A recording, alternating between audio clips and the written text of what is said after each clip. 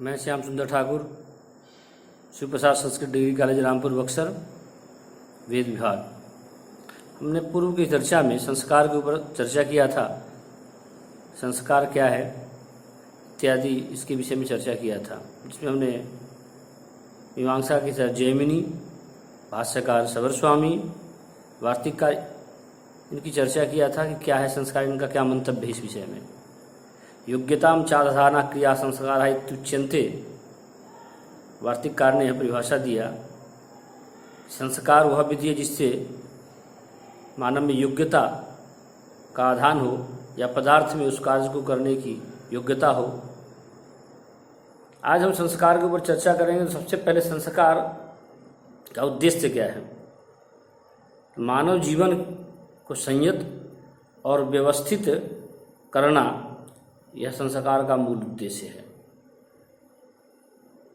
संस्कार शब्द का प्रयोग विभिन्न अर्थों में हुआ है। यज्ञ में प्रोक्षण करने के अर्थ में, पात्रों का जल के द्वारा प्रोक्षण करने में, यजमान के नख मुंडन कराने, नख क्रंदन, दांत साज इत्यादि के रूप में भी यह चर्चा हुआ है संस्कार का। मानव जीवन में संस्कार का चर्चा प्रायः होता रहता है। संस्कार क्या है? मानव के विकास की गाथा है संस्कार। संस्कार के बिना मानव में मानवत्व का वास नहीं होता है, मानवत्व नहीं आता है। या ऐसा कहे कि मानव के विकास क्रम में संस्कार एक महत्वपूर्ण भूमिका निभाता है। अब संस्कारों की संख्या क्या है, इसके विषय में अनेक आचार्यों में अपने अपने चर्चा किया है, कहा है। जैसे गौतम ने 40 संस्कार की बात कहा, अंगिरा ने 25 की, व्यास जी ने 16 संस्कार कहा, पारस्कर गृहसूत्र के आचार्य पारस्कर ने 13 संस्कार की चर्चा कहा, मनु, याज्ञवल्क, पराशर इत्यादि अनेक आचार्यों में संख्या के विषय में भिन्नता है, परंतु उनका उद्देश्य, उनका संकेत कहीं न कहीं गर्भाधान से लेकर अंत्येष्टि तक का है, सभी आचार्यों का। अस्तु, विद्वानों के बीच में प्रायः 16 संस्कार की चर्चा होती है और गर्भाधान से अंत्येष्टि तक। अब हम यहाँ सबसे पहले चर्चा करेंगे कि गर्भाधान के बारे में। ऐसे पारस्कर गृहसूत्र में विवाह से उन्होंने प्रारंभ किया है, क्योंकि विवाह के बाद ही गर्भाधान संस्कार हो सकता है, विवाह से पूर्व नहीं। विवाह से पूर्व केवल पश्चिम के देशों में ही संभव है, वहाँ की यह परंपरा है, वहाँ का उनका अपना रीति रिवाज है, जो कुछ भी है। हमारे भारतीय परंपरा में हम ऋषि के संतान हैं। हमारे यहाँ प्रत्येक कार्य के लिए एक योग्यता की बात जो होती है संस्कार के द्वारा, तो विवाह संस्कार के बाद ही गर्भाधान संस्कार की योग्यता आती है। अब विवाह के बाद गर्भाधान की बात आती जब है, तो पारस्कर ऋषि ने, आचार्य ने इसके ऊपर बहुत बढ़िया चर्चा किया है। उन्होंने कहा कि विवाह के बाद चतुर्थी कर्म, यह चतुर्थी कर्म आज प्रायः लुप्त है। कहीं कहीं देखा जा रहा है किसी क्षेत्र विशेष में, परंतु अधिकांश जगहों में, क्षेत्रों में यह लुप्त प्रायः है। क्या है चतुर्थी कर्म? लोग जानते भी नहीं इसको। यह बहुत महत्वपूर्ण है। चतुर्थी होम के बाद ही वर वधू का मिलन शास्त्र की दृष्टि से सही है। विवाह के 4 दिन के बाद चतुर्थी होम।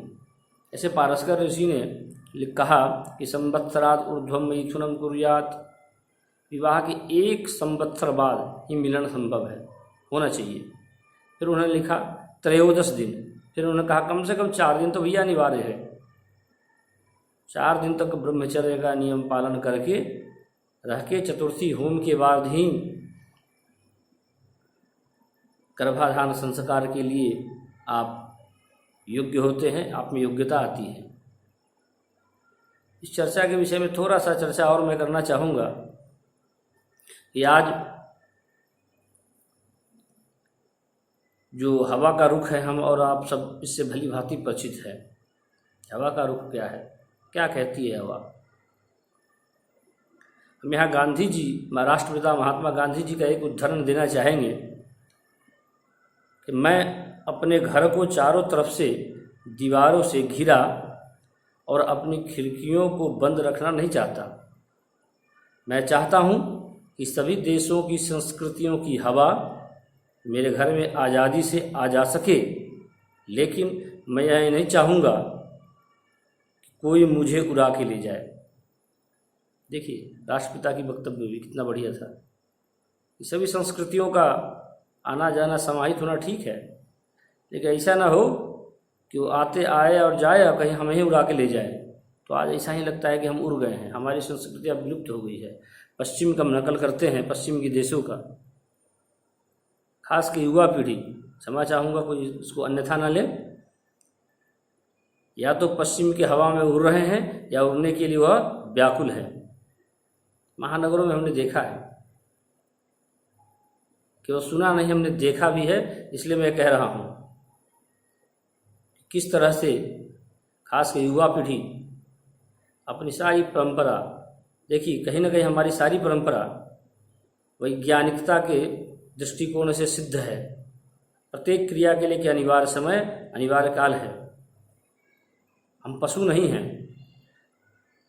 आहार निद्रा भय मैथुनंच सामान्य में तत् पशुभिर नराणाम अधर्मो ही तेषा मधिको विशेष धर्मे नहीं न पशु ही समाना। स्पष्ट लिखा कहा है हमारे आचार्यों ने। हम पशु सदृश नहीं हैं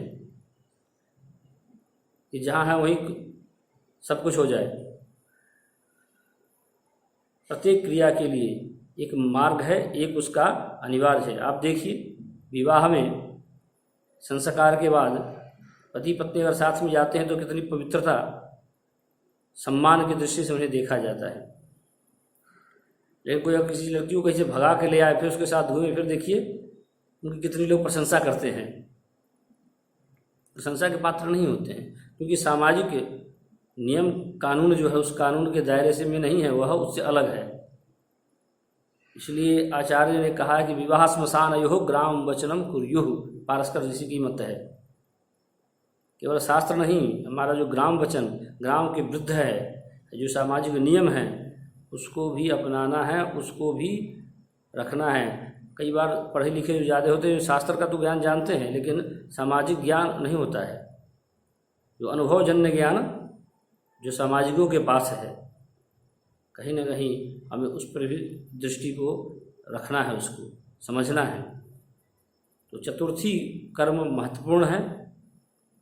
हम जब आगे चर्चा करेंगे जरूर विवाह और चतुर्थी के बारे में चर्चा करेंगे, और पारस्कर के अनुसार ही हम क्रम से संस्कारों की चर्चा करेंगे। यहाँ एक उदाहरण देना चाहूँगा मैं महात्मा गांधी जी का। महात्मा गांधी जी कहते थे, का वक्तव्य था उनका कि मैं अपने घर को चारों तरफ से दीवारों से घिरा और अपनी खिड़कियों को बंद रखना नहीं चाहता।